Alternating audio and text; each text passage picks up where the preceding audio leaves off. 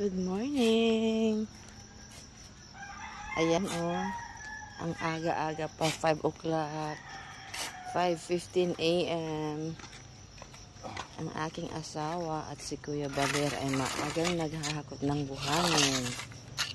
Ayan guys, buhay probinsya, 4 a.m.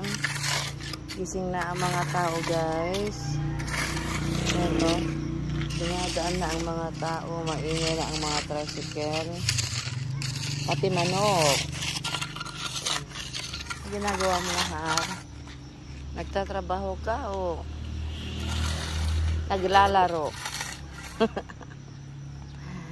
Naglalaro.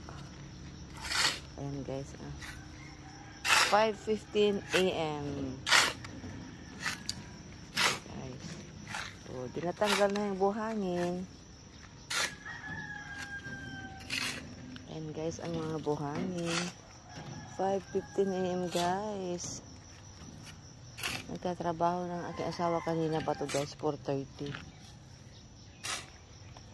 Ayan ang paligid guys, 5:15 a.m. Ayan.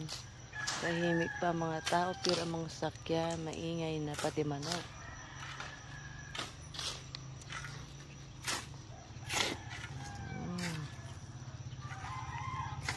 Sisipag ang mga tao sa probinsya guys.